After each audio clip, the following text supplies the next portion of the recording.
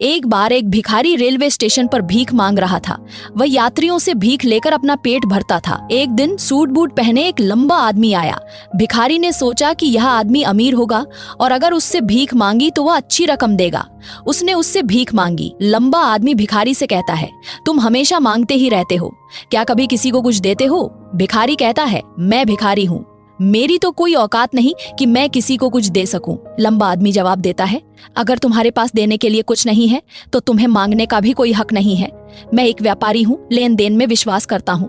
अगर तुम मुझे कुछ दो तब मैं तुम्हें कुछ दे सकता हूँ। इतना कहकर वह व्यक्ति ट्रेन में बैठकर चला जाता है। भिखारी इस बात को सोचने लगता है कि शायद वही वजह है क्यों उसे भीख के बदले ज्यादा पैसे नहीं मिलते।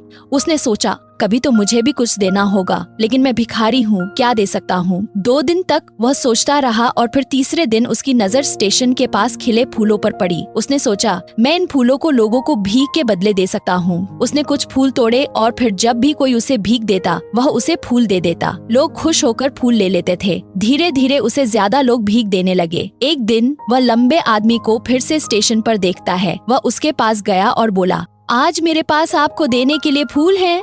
लंबा आदमी उसे पैसे देता है और फूल ले लेता है। वह मुस्कुराते हुए कहता है, वाह, तुम अब एक व्यापारी बन गए हो। भिखारी बहुत खुश होता है।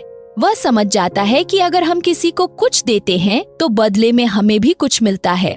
भिखारी ने खुद को व्यापारी मानना शुरू किया। वह अब समझ गया था कि लोग उसे फूल नहीं दे रहे थे, बल्कि वह एक छोटे व्यापारी के रूप में फूल बेच रहा था। एक दिन वह उसी लंबा व्यक्ति से मिला जो उसे पहले बता चुका था कि वह व्यापारी बन सकता है। भिखारी ने उसे बताया, मैं वही भिखारी हूँ जिसे आपने पहली बार जीवन का महत्व बताया था। अब मैं फूलों का बड़ा व्यापारी बन चुका हूँ। इस कहानी से हमें ये सीखने को मिलता है कि अगर हम अपनी सोच को बदल लें तो हम जीवन में किसी भी मंजिल तक पहुँच सकते हैं। जब हम खुद को छोटा मानते हैं तो हम छोटे ही रहते हैं, लेकिन अगर हम अपनी सोच को बड़ा बना लें और आत्मसम्मान को जगाएं तो सफलता हमारे कदमों में होगी।